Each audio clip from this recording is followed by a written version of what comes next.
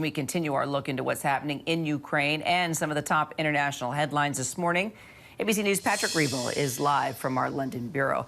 So, Patrick, Vice reported that a prominent foreign policy expert said that Elon Musk told him that Musk had spoken with Russian President Vladimir Putin before tweeting Ukraine should give up territory to Russia in order to end the war. Musk denying that report, tweeting in response to someone who asked if indeed it was true. No, it is not. I've spoken to Putin only once, and that was about 18 months ago. The subject matter was space. So put this into perspective for us. What is Elon Musk's role right now in the war in Ukraine? Hi, Kira. Yeah, I mean, that's increasingly a big question. I mean, about a week ago, Elon Musk made this tweet where he suggested that a possible peace plan could be that, for example, Ukraine give up Crimea and recognize it as Russian, and also that these referendums be redone in the Russian-occupied areas. And that caused a lot of controversy in Ukraine because it was seen as basically a pro-Russian plan. But now, you know, we're seeing this from Ian Bremmer that supposedly Musk only proposed this plan after talking with Putin.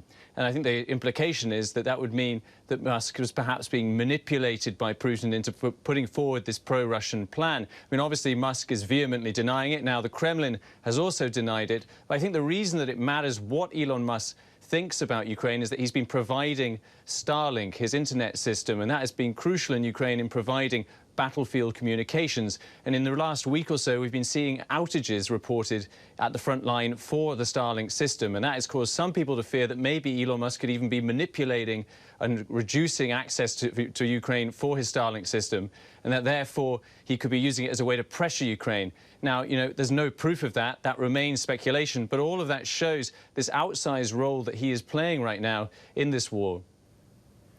So while I have you with us, last time I saw you, it was in London. We do have some royal news. King Charles III and his coronation date has been announced by Buckingham Palace. What are you learning? Yeah, no, it's a few weeks now since the Queen's funeral, and we do finally have a date. It's next year. It's the 6th of May for King Charles's coronation. But I think the most important thing that we're hearing is that it's going to be a scaled-back coronation, something that will reflect the King's concern that it should reflect the modern place of the monarchy in modern Britain. But in particular as well, he's concerned that it shouldn't seem out of place amidst a cost of living crisis that we're going through here in the UK at the moment. And so that means that it should be less expensive and that it should be a slightly smaller affair. I mean, we don't know exactly what that will mean yet. There's some suggestion that it could mean that thousands of guests will be, that the guest list will be cut by several thousand, for example. Also, perhaps that the dress code could be somewhat more relaxed. But I think, you know, we're still hearing at the same time it's going to be the core elements will remain. Of course, there will still be a lot of pomp, but it will be a smaller affair, much smaller than the Queen's funeral. All right. Patrick Reevell, good to see you. Thanks so much.